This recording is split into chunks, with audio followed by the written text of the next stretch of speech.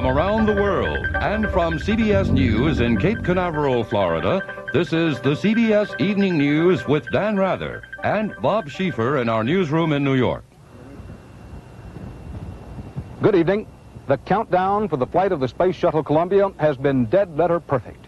But NASA officials are keeping their fingers crossed about the weather.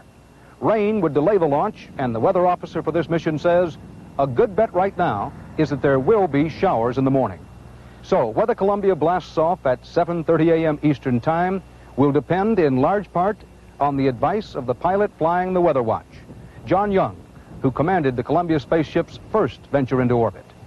I'll have more on the space shuttle later in the broadcast, but now we go to Bob Schieffer in New York for the rest of the day's news.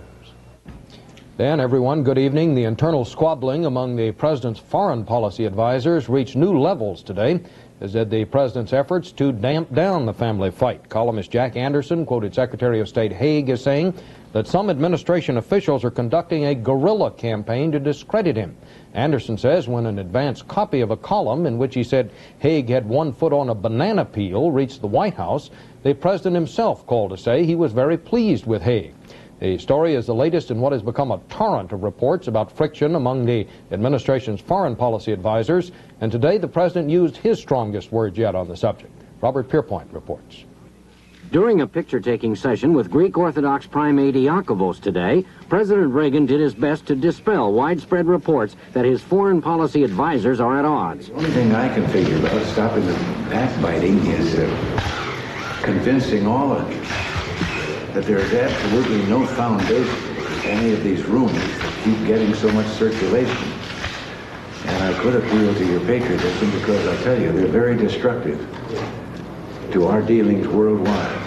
Now, we have a good Secretary of State, I think the best we've had in a long time. And he is well thought of abroad. And as I say, I haven't much faith in an unnamed source. Sometimes I wonder if there is such a thing as an unnamed source. President Reagan professed not to know who is attacking his Secretary of State, and in the words of a White House spokesman, he is not conducting a witch hunt to find out. But Haig clearly has a good idea who it is. In a separate phone call to columnist Jack Anderson Saturday, the Secretary said it was obviously the handiwork of a White House aide who has been running a guerrilla campaign against him for 9 months. That points the finger at the President's National Security Advisor, Richard Allen, who has often disparaged the Secretary of State in private to reporters and others. While not confirming that Haig thinks Allen is the chief culprit, Haig's spokesman made it clear today that the Secretary has no plans to resign. The Secretary intends to go on doing the job which the President has asked him to do to the best of his ability. Late today, Presidential Advisor Allen strongly denied he is the source of criticism of Haig and said he had no idea who's doing it. But part of Haig's problem stems from serious policy disputes with presidential aides. For example, some want a get-tough policy with the NATO nations, which Haig believes won't work. Certain White House aides favor Taiwan over China's Peking government, which Haig believes is a mistake. The end result is a continuing struggle for President Reagan's support, which only the president himself can settle. Robert Pierpoint, CBS News at the State Department. The president has received a new reading on the economy, and he says unless Congress comes up with more ways to cut spending, his hopes for a balanced budget in 1984 are out the window. Bill Plant has that story. President Reagan is being told by his economic advisors that the nation's economy is in much worse shape than they predicted 4 months ago. CBS News has learned that Mr. Reagan has been looking at figures in meetings this week, which more than double the projected deficit for fiscal 82. If there are no further budget cuts and no new taxes, administration economists are saying that the budget deficit in fiscal 82 will be between $85 and $90 billion, $120 billion in 1983, and $133 to $150 billion in fiscal 84. That's the year Mr. Reagan promised to balance the budget. House Republican leader Robert Michael says that Mr. Reagan is adamant about not raising taxes and that he thinks the cuts will have to come from the so-called entitlement programs. Do you really think Congress is going to go deeper into entitlements than it already has? Oh, we're going to have to. Whenever they face up to the fact, they're just going to have to. So the president faces some hard choices when he meets with the Republican congressional leadership on strategy. He can raise taxes, including levies on alcohol and tobacco. He can cut entitlement programs. He can veto appropriations bills which are too big. But his aides say that at this stage of the budget review, Mr. Reagan is still insisting on the program he proposed in September. Almost everyone else around him is convinced that there will have to be major changes. Bill Plant, CBS News, the White House.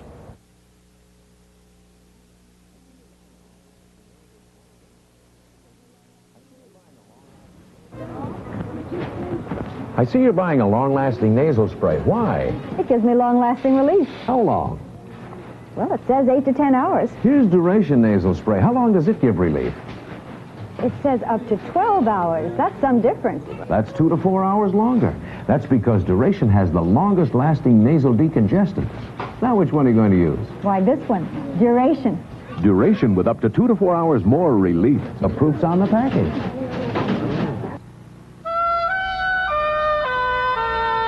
The only serious solution to indoor air pollution. Ecologizer CA90 air treatment systems. The unique CA90 natural cleansing system is scientifically superior to anything else. It removes tobacco smoke, odors, dust and pollen from the air continuously. Ecologizer CA90 air treatment systems for home, office, and auto. Anything else is less. Jordan's King Hussein today ended his round of talks in Washington with President Reagan, talks that resulted in several disagreements but also revealed some significant agreement between the two leaders. Bob Simon reports. They disagree on Camp David, on how to resolve the Palestinian problem, on whether Jordan should buy weapons from the Soviet Union. King Hussein is considering the purchase of Soviet ground-to-air missiles. But there was enough agreement for the king to compare the meeting favorably with other encounters he's had with American presidents over the last 25 years. This particular meeting, at this particular time, in comparison with all my previous visits to Washington, has left me more reassured than any in the past and more confident of the future. King Hussein went to lunch with the vice president, and the president was asked whether the king had sold him the Saudi peace plan, which calls for a Palestinian state on the west bank of the Jordan with its capital in Jerusalem. We just found we agreed on a great many things. But not that. We agreed on the necessity of bringing peace to the Middle East. President Reagan has come a long way towards the Hashemite kingdom's view of the world since he first took office, believing, as Mr. Reagan did then, that the Middle East was not a top priority and that there were many things more important there than the Palestinian problem. President Reagan has changed his mind, and King Hussein, the Middle East's most successful survivor, is smiling. Bob Simon, CBS News, Washington. Reagan administration, in a notification to the Senate today, says it intends to approve the sale of sophisticated satellite equipment to an Arab group, some of whose members are on the diplomatic outs with the United States. Ike Pappas has that story. The State Department letter to the Senate calls the project ArabSat, a plan to establish a regional satellite communications network in the Middle East. But listed among the possible benefactors by the State Department are hostile Libya and South Yemen, plus the Palestine Liberation Organization, which the United States does not recognize. And this is raising questions in Congress. Under the plan, some 21 Arab countries, plus the PLO, would have common use of 2 satellites to improve telephone and television transmissions in the region. The Ford Aerospace Company of Detroit has been subcontracted by a French corporation for $79 million to build part of the Arab satellites, which may eventually be carried into orbit by the U.S. Space Shuttle, according to the State Department. Congress has 30 days to approve the American participation in the project. Today, Defense Secretary Weinberger told the Senate Foreign Relations Committee he didn't know about the deal. I do not believe, Senator, that at least at 1 or 2 levels, the Defense Department has had an opportunity to look at it. We certainly would do so. Opposing senators fear the satellite system may have military applications and could upset the balance of power in the Middle East, possibly affecting Israeli security. And here we have an administration that tells us how we got to get tough with the PLO, we're going to get tough with Libya, and we're selling them technology. It seems to me there's no consistency in their foreign policy. There may be an explanation of this, but it's clearly not on the face of the document.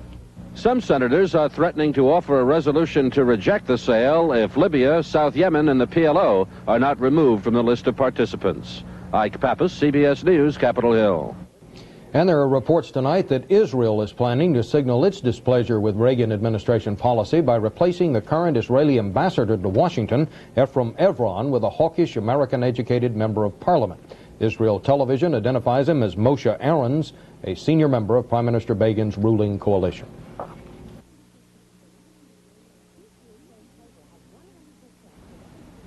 This shield shows Total has 100% of the recommended daily allowance of these 9 vitamins and iron. Right. Put Total Shield on one of these boxes. See how the 9 vitamins compare. I'll try cornflakes.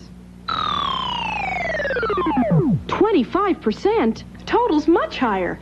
How's Total taste? Crisp whole wheat flakes. Mmm. And 100% of these 9 vitamins. That's the total difference. Fix Formula 44D, please. Helen, with this nasty cough plus congestion, I need... Formula 44D. But Helen, I need a decongestant, not just strong cough medicine. You need Formula 44D. It's strong like Formula 44. Has the strongest non-narcotic cough suppressant you can buy.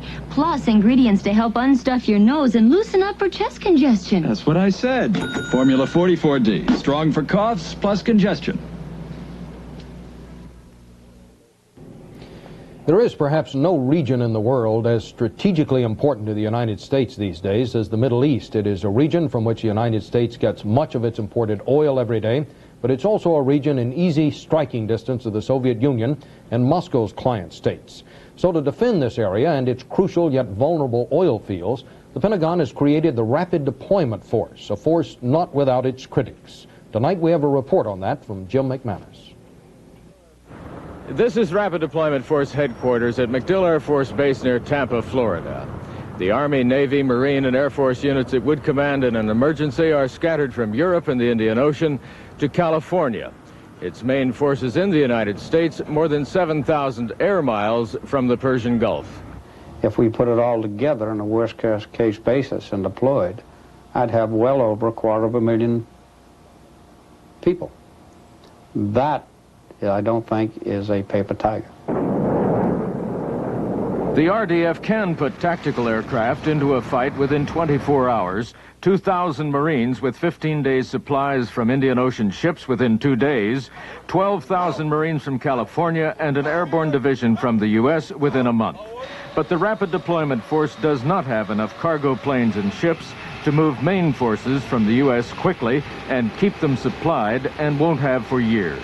Does not have land or naval bases in the Gulf region with pre-positioned equipment and supplies to sustain a large fighting force.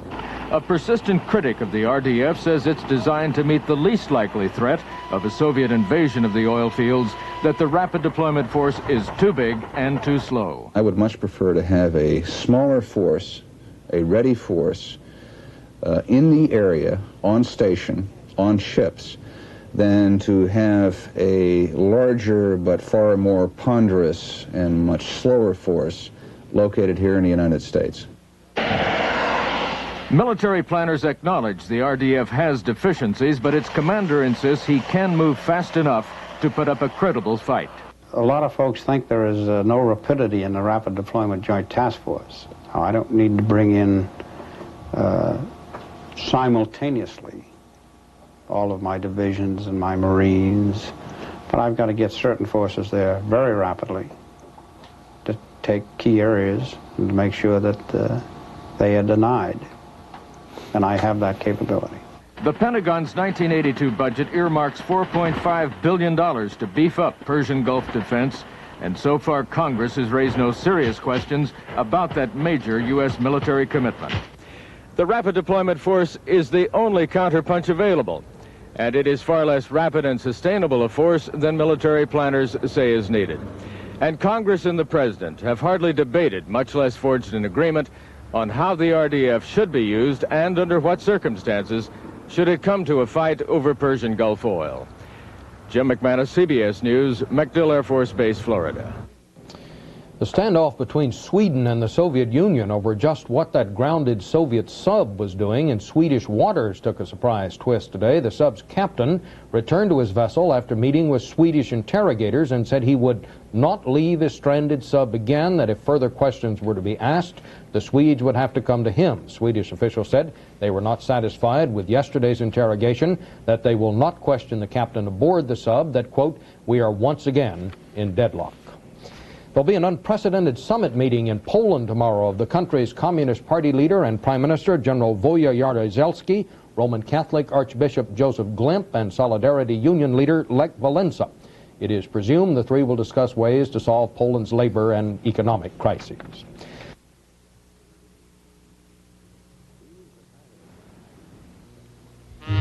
He was the kind of a guy who didn't expect much from today's small cars, just practicality, nothing more. Then he saw the 1982 Oldsmobile Omega and realized he'd been expecting too little. This four-cylinder, front-wheel drive Olds Omega had style. He could imagine the luxury inside, the smooth, quiet ride. Olds Omega, he smiled.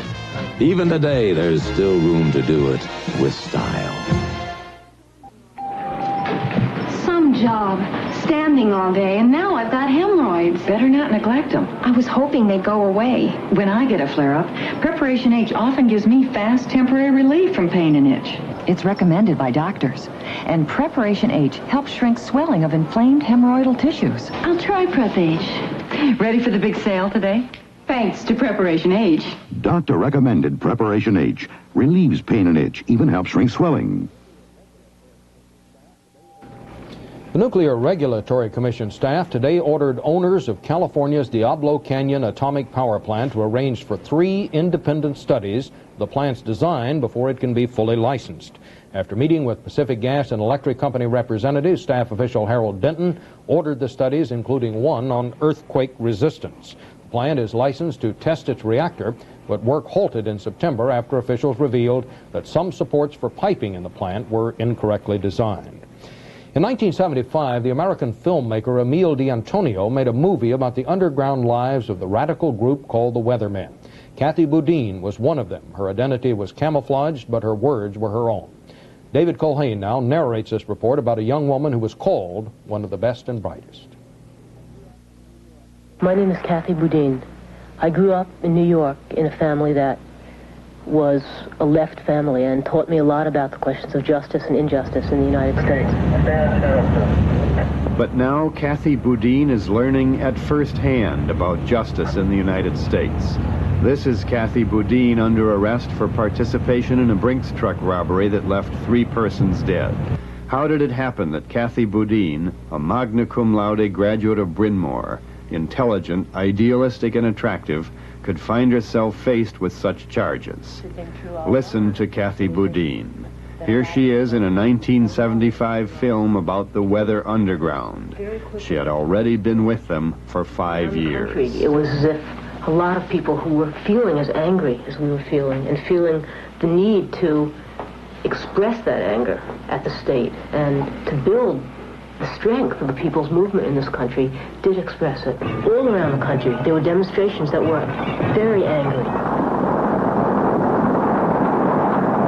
It definitely wasn't just us. It was really much bigger. Listen to Jean Wilson, now a psychologist, recall her teenage friendship with Kathy Boudin. I can tell you what kind of a person she was. She was magnetic, fun, very bright, very good athlete, tomboy. Popular. We had good times together. And now listen to Kathy Boudin describe how she felt at age 17, watching a military parade in Castro's Cuba.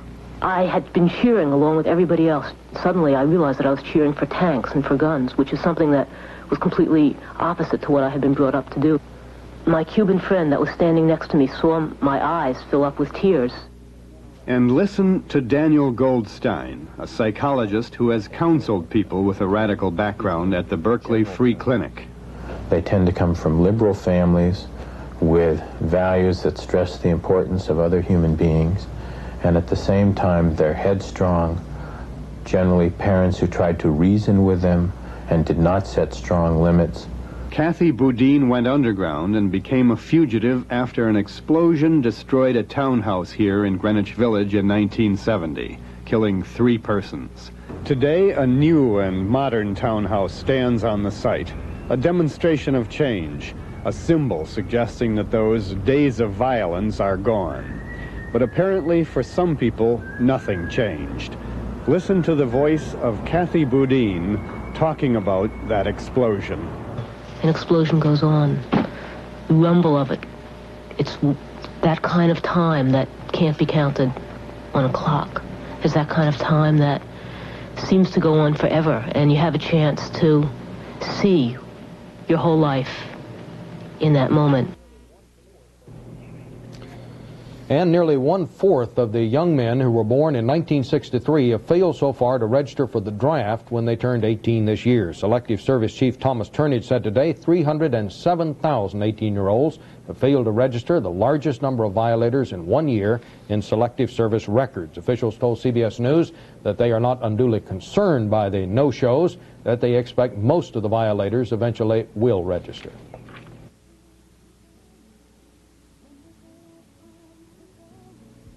When was the last time you took a look?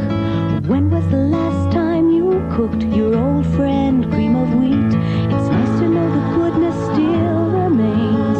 Even the package looks the same. It's as good as you remember cream of wheat. Remember the mornings you woke up to a light, smooth taste that let the flavor shine through. It's as good as you remember cream of wheat.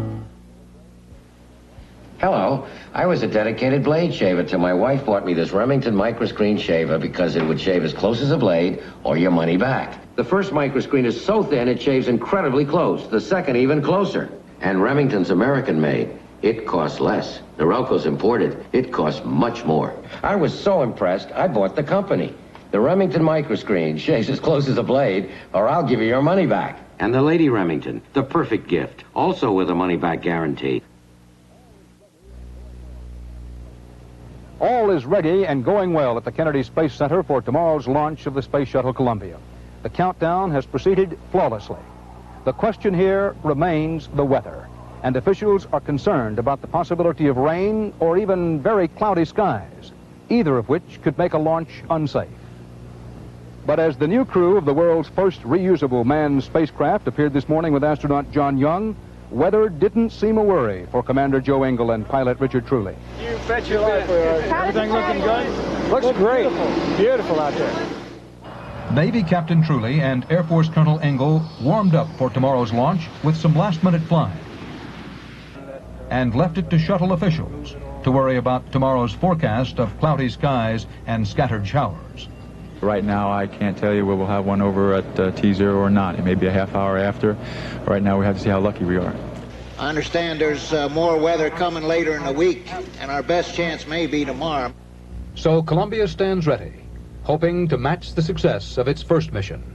5, 4, we've gone for main engine start. We have main engine start. Liftoff of America's first space shuttle. And the shuttle has cleared the tower. The 4.5 million pound spacecraft seemed to jump from its launch pad. 4 seconds. Looking good. The first mission, a success. The shuttle proved its ability to launch under rocket power, orbit like a spacecraft, and re-enter the Earth's atmosphere, gliding like an airplane to a desert landing. Columbia, you're really looking good. Right on the money. It was like a mirage. Welcome home, Columbia. Beautiful, beautiful. It's a whole new concept in getting into and returning from space. And it is a flying machine. You do fly it up, and you do fly it back, and you land it like an airplane. So I think it's the very tip-top of what any test pilot could want to do. I think as we fly several flights, we're going to get to know this craft and others that are following it, and rather than be endangered because we're flying a spacecraft that's flown before, exactly the opposite will be true. Now, 7 months after the first flight, a month behind schedule, and over 100 modifications later, the problems that surfaced during the first mission have been corrected. There were the fuel tank supports, damaged during launch. Ignition of the booster rockets caused a powerful shock wave that created a whiplash effect up the spacecraft. Had the tanks ruptured, the mission would have been aborted. NASA plans to deluge the area with water this time to absorb that shock. The most serious delay for the second launch came in September, when 3 gallons of rocket fuel, nitrogen tetroxide, spilled. 378 sensitive tiles near the spacecraft's nose were damaged and needed repair. In this business, we tend to train so thoroughly to things that could go wrong, anticipated anomalies, that I think we feel that we've covered anything that could go wrong. So darn busy coming up on it. This isn't time to get scared. We'll get scared after we get down there. Ingalls and Truly will log 5 days, 4 hours, and 10 minutes in space, twice as long as Columbia's first flight. Time for some scientific experiments. Making its first appearance, a 50-foot bionic arm called the Remote Manipulator System. While flexing its mechanical arm is all that's planned for this trip, the future for this space crane is boundless. Scientists see it in future missions, placing satellites into space. Ailing satellites could be plucked from their orbits and placed aboard for in-flight servicing. The crew will also oversee a package of instruments looking for mineral resources, testing air pollution in the atmosphere. And there'll be a touch of home. 72 dwarf sunflower seeds are traveling aboard to see how they'll grow in zero gravity. No worry about who will water them. They don't need to be touched. We have an ambitious flight plan for 5 days, and it's going to take hard work to get everything done. But on the other hand, it's fun. It's going to be a kick. Fun for the astronauts, important for science. But with its $10 billion price tag, it's been called an act of faith for the country. The shuttle still has a long way to go. Questions remain from private industry about profitability, durability, and capacity to work in outer space. Questions from the space agency, under severe budget pressures now, cutting back hardware and future missions. Questions, too, for the Reagan administration. With the Soviet Union already close to having a permanent presence in space, will the shuttle be one way to fulfill President Reagan's promise to restore America's technological prestige? Tomorrow morning's launch will raise the question once again: where does space exploration fit in our nation's priorities? Our coverage of that launch will begin at 6 a.m. Eastern Time, 5 Central. Until then, Dan Rather, CBS News at the Kennedy Space Center in Florida. Get the cat, now the cat runs longer than ever before. The Cat. This new improved general purpose battery from Eveready is improved to run longer than ever. But the cat's low price like it was before. Same low prices. This economy 4-pack still costs less than 2 alkaline batteries. A longer running cat, and it still saves you money. Save with the longer running cat.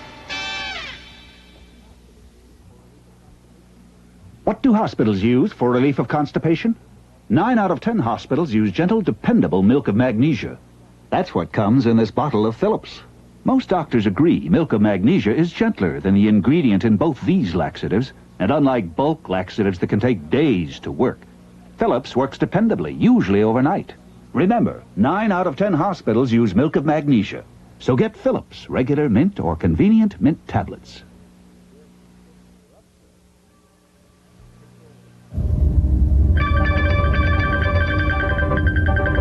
From around the world and from CBS News in Cape Canaveral, Florida, this has been the CBS Evening News with Dan Rather and Bob Schieffer in our newsroom in New York.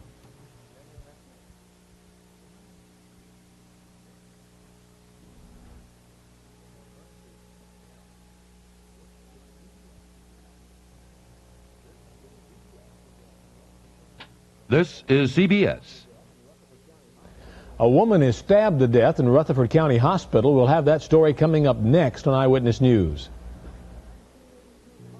The 1982 cars are here, and so are the 1982 prices. But now, American Motors makes buying an 82 easier with a 10% rebate off base list prices. That's $725 off this 1982 Concorde and $1,000 off this Eagle. You can apply the cash to your down payment or get a check. A 10% rebate. See the tough Americans at your AMC dealer.